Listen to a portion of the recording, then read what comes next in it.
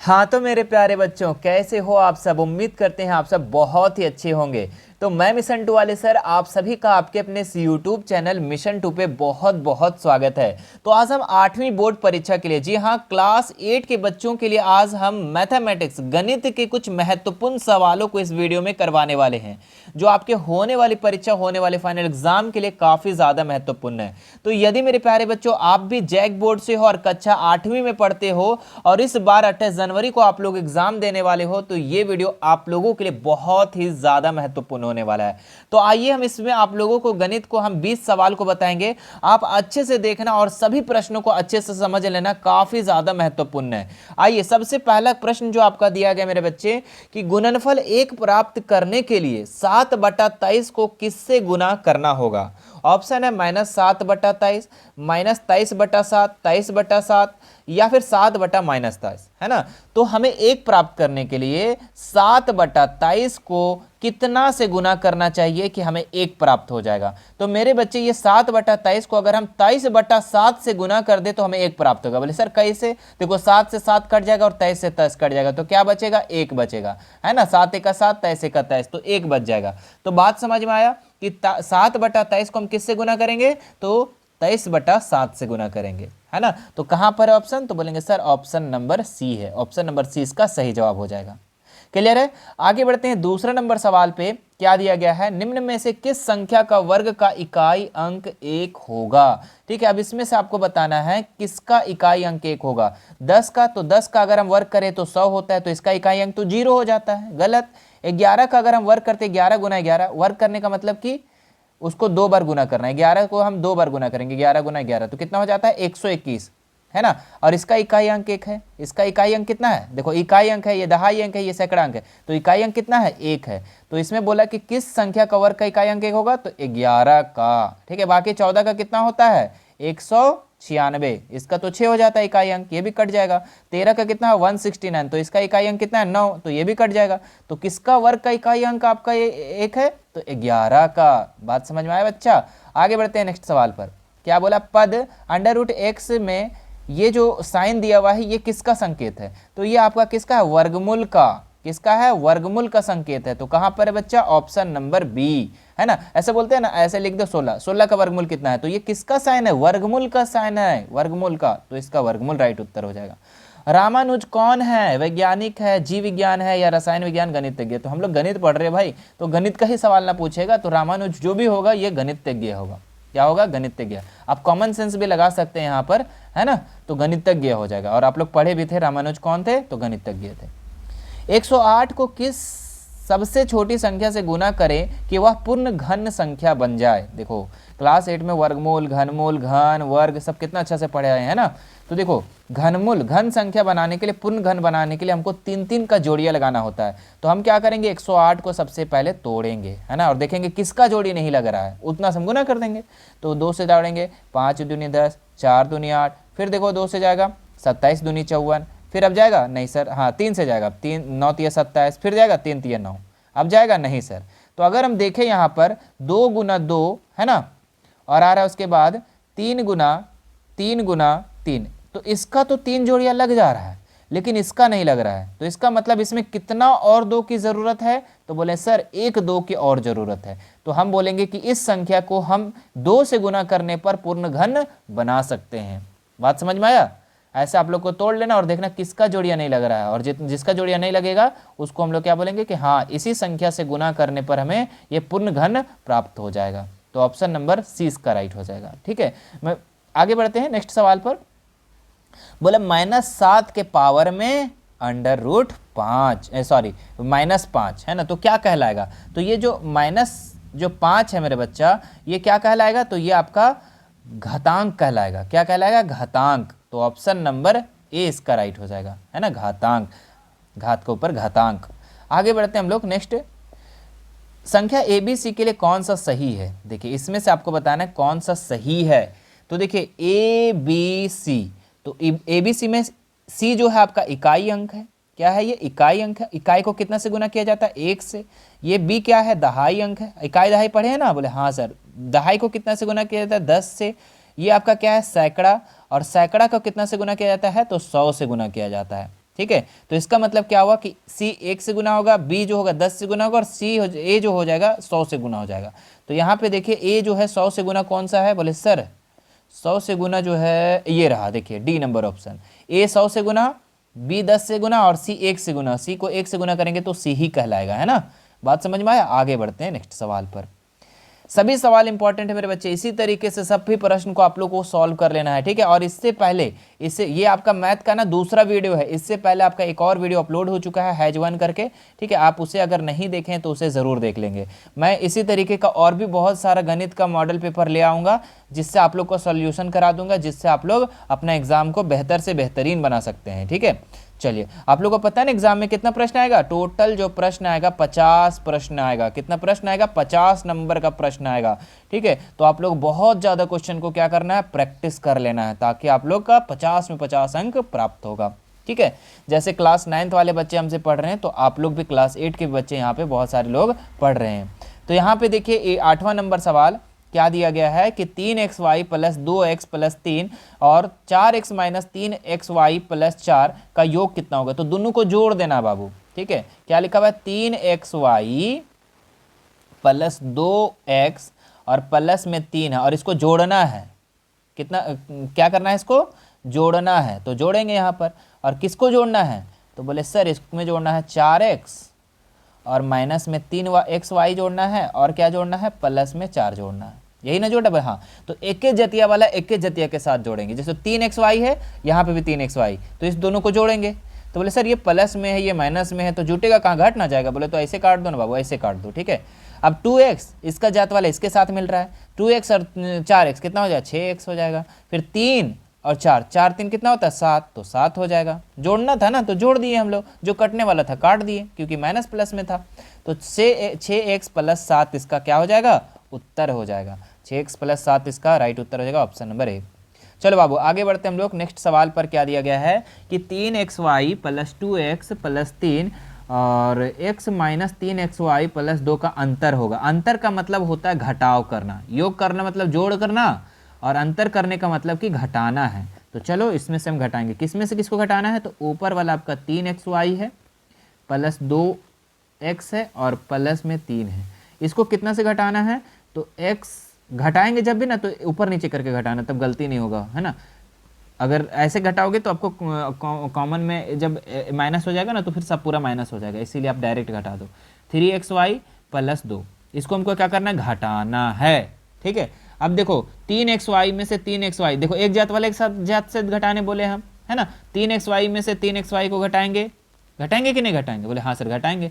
तो घटाएंगे तो क्या हो जाएगा, खत्म हो जाएगा, है ना, 0 हो जाएगा, है ना, खत्म हो जाएगा ये।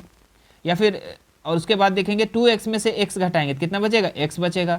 और 3 में से 2 को घटाएंगे कितना बचेगा, 1 बचेगा, है ना। तो आपका कितना हो जाएगा, x प्लस 1। तो देखिए x प्लस 1 कहाँ है, तो बोले सर x प्लस 1 नहीं। अच्छा कोई बात नहीं, यहाँ पे क्या होगा, मिसप्रिंट होगा, ठीक है। तो x प्लस 1 इसका क्या हो जाएगा, उत्तर हो जाएगा, ठीक है। आप लोग का एग्जाम में नहीं रहेगा मिसप्रिंट। आगे बढ़ते हैं हम लोग। क्या लिखा, 15x² का अभाज्य गुणनखंड कितना होगा, तो 15x² यही है ना। तो 15 को लिख सकते हैं 3 गुना 5, बोले हाँ सर x² है, यानी कि x गुना x हो जाएगा, और y 1 है तो y 1 हो जाएगा। तो देख लो कहाँ पर है, बोले सर ऑप्शन नंबर डी में है, ऑप्शन नंबर डी इसका सही हो जाएगा।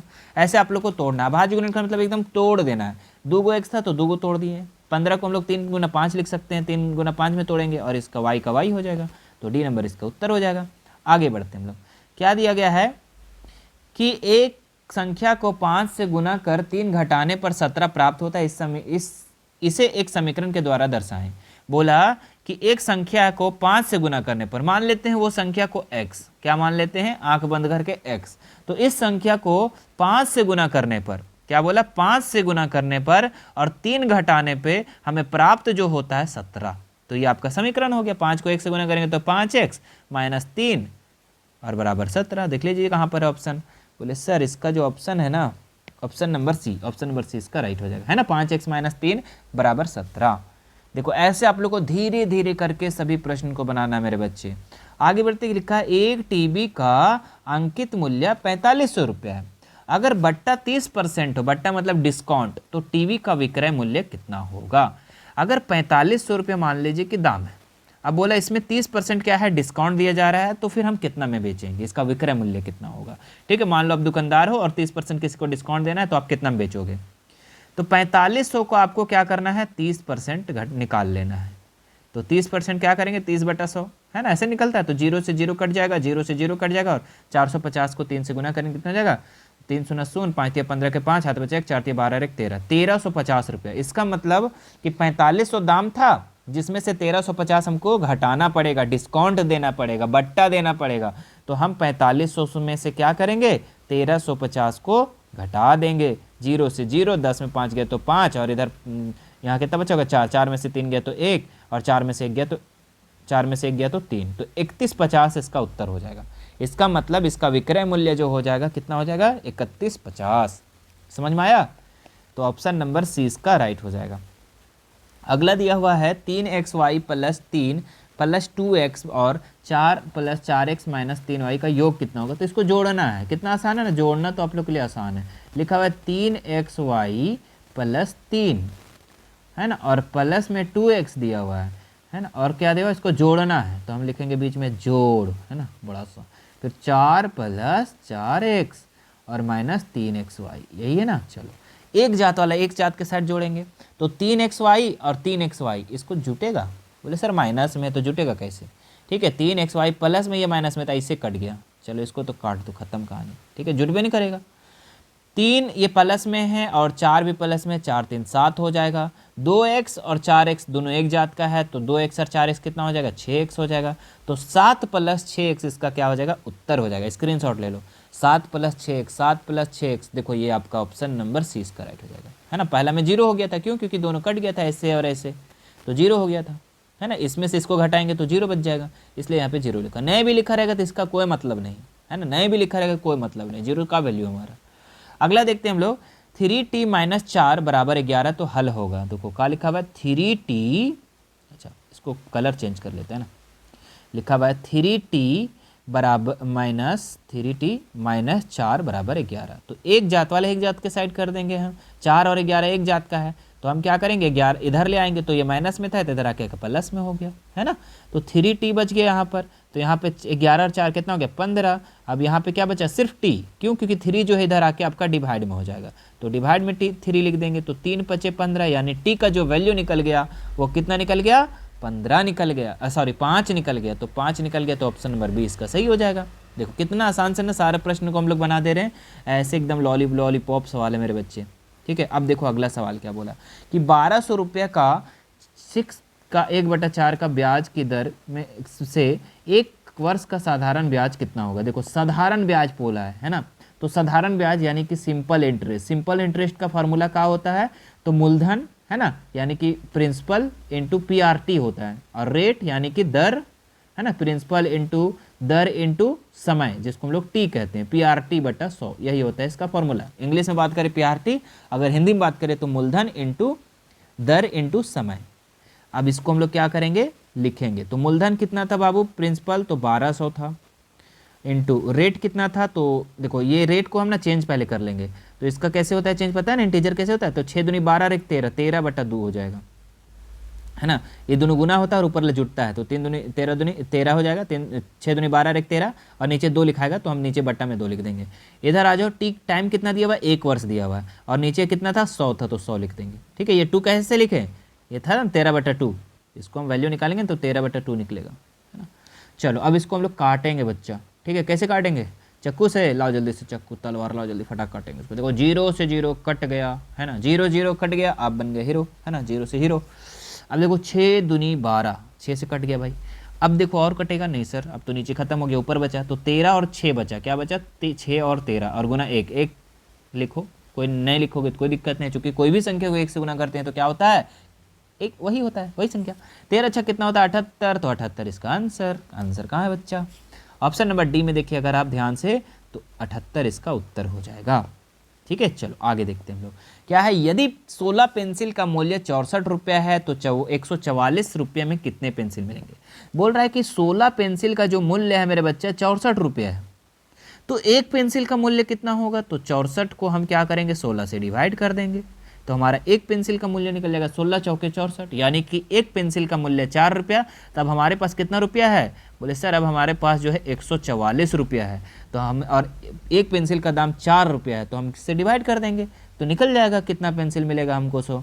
144 रुपया में कितना पेंसिल मिलेगा? एक पेंसिल का 4 रुपया दाम है, तो काटो इसको, 4 तिया 12, 2 बचा 4 छक 24, 36 गो पेन मिलेगा। 144 रुपया में केक पेन मिलेगा? बोले सर 36 गो पेन मिलेगा। ठीक है, तो केक मिलेगा 36 में। चल रहे बबुआ, आगे सवाल देखते हैं हम लोग। बाबू सोना लोग देखो, आप देखो यहाँ पर 17 नंबर सवाल क्या बोला, चतुर्भुज के अंतः कोणों का योग कितना होता है। तो देखो चतुर्भुज ऐसा होता है ना, और चतुर्भुज के अंतः कोणों का योग जो होता है वो 360 होता है, याद रखिएगा। चतुर्भुज के अंतः कोणों का योग कितना होता है? 360। अच्छा, त्रिभुज के अंतः कोणों का योग है ना कितना होता है? 180 होता है, ये भी याद रखिएगा। ठीक है, ये सब याद रखने वाला चीज़ है। आगे देखते हैं, नहीं याद रखोगे अगर आ जाएगा एग्जाम में क्वेश्चन फंस जाओगे। 300 मीटर लंबाई और 200 मीटर वाली चौड़ाई का आयताकार बगीचा है। एक आयताकार ऐसा होता है, और 300 मीटर इसका क्या है? लंबाई, और 200 मीटर क्या है? चौड़ाई है, और इसका बगीचा है। इसका चारों ओर बाड़ लगाना, बाड़ का मतलब कि बाउंड्री करना इस तरीके से, है ना, जो तार ओर होता है ना वो सब लगाना है, तो लगाना है। और खर्च जो है प्रति मीटर के दर से 30 रुपया खर्च पड़ रहा है, तो हमें बताना है कि इसका कितना रुपया खर्च लग जाएगा टोटल। ठीक है, तो देखो 200 300 था, ठीक है, ऐसे था ना जी, 200 था यहाँ पे, यहाँ 300 था लंबाई। तो हमको सबसे पहले देखना है कि इसकी टोटल लंबाई कितनी है, और टोटल लंबाई हम लोग कैसे निकालते हैं? तो आयत का परिमाप से, है ना। जैसे 300 ये है तो 300 ये भी होगा, और 200 ये भी होगा, 200 मीटर। तो 200 मीटर 300 मीटर, 2 3 500, 5 और 2 700, 7 3 10, यानी कि 1000 मीटर हमें लगेगा पूरा बाड़ लगाने के लिए। कितना मीटर लगेगा? 1000। और इसको हम लोग कैसे निकालते हैं? तो आयत का परिमाप से निकालते हैं, है ना। तो 1000 मीटर जो है, 1000 मीटर हमें लगाएगा, और 1 मीटर का दाम 30 रुपया है। तो टोटल खर्च जो हो जाएगा, 30 को 1000 से गुना करेंगे तो 30,000 हो जाएगा, यानी कि 30,000 रुपया हमें खर्चा पड़ेगा बाउंड्री के वायर तार लगाने में, बाड़ लगाने में। कहाँ पर? ऑप्शन नंबर 20 का राइट हो जाएगा। आगे बढ़ते हैं, है ना। मेरे प्यारे बच्चों, वीडियो कैसा लग रहा है? वीडियो अच्छा लग रहा है तो वीडियो के नीचे आपका लाइक का बटन होगा, लाइक वाला जरूर दबा देंगे, ठीक है। और यहाँ पे बगल में सब्सक्राइब बटन होगा, तो सब्सक्राइब वाले क्लिक करके और बेल आइकन बटन को भी जरूर दबा दीजिएगा, ताकि हमारा जैसा वीडियो आएगा तो आपके पास चला जाएगा। तो इसको जरूर करेंगे। और आप लोग से एक रिक्वेस्ट रहेगा कि वीडियो को ना ज़्यादा से ज़्यादा शेयर कर देना है, अपना दोस्त लोग, मित्र लोग, महिला मित्र, पुरुष मित्र, जो भी होगा, है ना, भाई बहन, रिश्तेदार, रिलेशन, जो भी होगा, सबको क्या करना, एकदम जोरदार तरीके से आप लोग शेयर कर देना, जो क्लास 8 में होंगे और अपने एग्जाम की तैयारी कर रहे होंगे, ठीक है। मज़ा आ रहा है ना? एक बार बोलो सब लोग, नीचे लिखे कमेंट प्यार से, है ना, कि सर मज़ा आ रहा है। क्या लिखोगे? मज़ा आ रहा है ना, मज़ा आ रहा। चलो कमेंट करो सब, फटाफट लिख देना, ठीक है। चलो अब क्या है यहाँ पर, साथ में दिए गए चित्र में x का मान बताइए। देखो भाई x का मान पूछ रहा है, यदि 6 बराबर भागों में बांटा है। देखो ये आपका एक वृत्त है और इसको के भाग में बांट दिया, 6 भाग में बांट गया, है ना। देखिए 1 भाग, 2 भाग, 3 भाग, 4 भाग, 5 भाग, 6 भाग। और आपको पता है कि वृत्त जो है, एक सर्कल जो है, कितना डिग्री का होता है? 360 डिग्री का होता है। अब 360 डिग्री का होता है तो 6 भाग में इसको बांट दिया, तो 6 से डिवाइड कर देंगे तो इसका कोण निकल जाएगा। तो 6 छक 36, यानी इसका प्रत्येक कोण जो निकल जाएगा वो 60 60 60। और हमें x का मान पूछा है, तो x के जगह कितना हो जाएगा? 60। सभी का मान यहाँ पे 60 60 होगा, सभी का मान, है ना। तो 60 डिग्री इसका राइट उत्तर हो जाएगा, ऑप्शन नंबर डी। आगे बढ़ते हैं, लास्ट सवाल है मेरे प्यारे बच्चों, और लास्ट सवाल को बहुत ही ध्यान से आप लोग देखना। क्या बोला कि 9xy 9y का गुणनखंड होगा। तो इसको देखो गुणनखंड कैसे करेंगे। क्या बोला यहाँ पे? 9xy प्लस 9y, यही ना। तो देखो गुणनखंड हम लोग क्या करेंगे, इसको कि दोनों में कॉमन देखेंगे। तो 9 दोनों में है, x भी दोनों में है, नहीं सॉरी y है ना दोनों में जी, हाँ y है, तो y निकाल लेंगे। अंदर में क्या बचा? जब इसमें से 9y निकल गया तो सिर्फ x बचा, इसमें पूरा 9y निकल गया तो यहाँ पे 1 बचा। तो इसका गुणनखंड क्या आ जाएगा? 9yx plus 1। कहाँ पर है? बोले सर ऑप्शन नंबर बी में है, ऑप्शन नंबर 20 का राइट हो जाए। तो ये था मेरे प्यारे बच्चों आप लोग का 20 सवाल, जो कि वेरी वेरी इंपॉर्टेंट है आप लोग के एग्जाम के लिए। इससे पहले आप लोग का एक और वीडियो अपलोड हो चुका है मैथ का, ठीक है, हैज 1, जिसे आप लोग देख सकते हैं। और इसी तरीके का और भी अगर वीडियो चाहिए आपको, पार्ट 3, पार्ट 4, पार्ट 5, तो सारा वीडियो मिल जाएगा, जिससे आप अपना प्रैक्टिस को अच्छा कर सकते हैं और अपने एग्जाम में बेहतर नंबर, बेहतर ग्रेड ला सकते हैं, ठीक है। और ऐसा नहीं कि सिर्फ मैथ का मेरे प्यारे बच्चों, आपको सभी सब्जेक्ट का प्लेलिस्ट आप लोग को मिल जाएगा, आप जाकर देख सकते हैं। हैं। ठीक है, यहाँ पे देखिए मैथ का प्लेलिस्ट डाल ये यहाँ पे सारा प्लेलिस्ट डाल देंगे क्लास 8 का, वहाँ से आप लोग अपना सभी सब्जेक्ट को लाइन बाय लाइन करके देख लेंगे। चलिए फिर आप लोगों से मिलते हैं मेरे बच्चे नेक्स्ट वीडियो में। Thank you so much.